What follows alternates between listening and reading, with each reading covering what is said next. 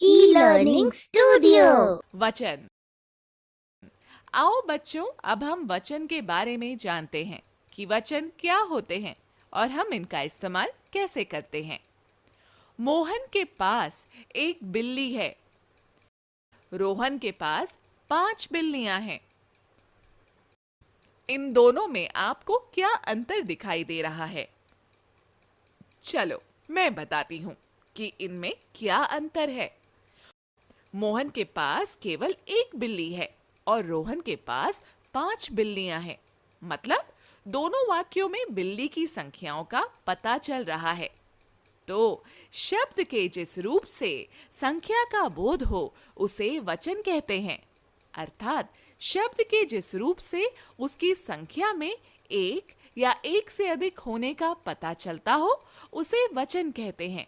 जैसे लड़का, लड़के, पत्ता, पत्ते, बूंद, बूंदे, मैं, हम, रस्सी, रस्सियां। वचन के भेद। हिंदी व्याकरण में वचन के 2 भेद होते हैं, एक वचन और बहुवचन। एक वचन जिस शब्द के रूप से उसके एक होने का पता चले उसे एक वचन कहते हैं। जैसे कपड़ा, बाल्टी, चिड़िया, पुस्तक, घड़ी, बच्चा, घोड़ा आदि। बहुवचन जिस शब्द के रूप से उसके एक से अधिक होने का पता चले उसे बहुवचन कहते हैं। जैसे बच्चे, पुस्तकें, बाल्टियां, फसलें, लकड़ियां, चादरें आदि। हिंदी भाषा में आदर प्रकट करने के लिए एक वचन के स्थान पर बहुवचन का प्रयोग होता है। जैसे मास्टर जी पढ़ा रहे हैं, मेरी माताजी बाहर गई है, पिताजी आप कब आए। कुछ शब्द सदैव एक वचन ही रहते हैं।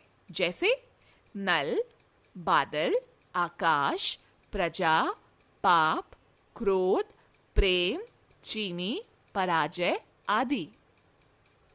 कुछ शब्द सदैव बहुवचन ही रहते हैं। जैसे प्राण, दाम, दर्शन, दुर्लभ, आंसू, सोना, धन, समाचार, होश, भाग्य आदि।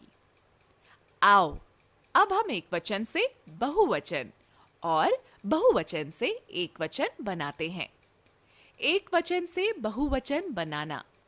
लड़का, लड़के, बहन, बहनें, आंख, आंखें, सड़क, सड़कें, पुस्तक, पुस्तकें, बात, बातें, बेटा, बेटे, घोड़ा, घोड़े।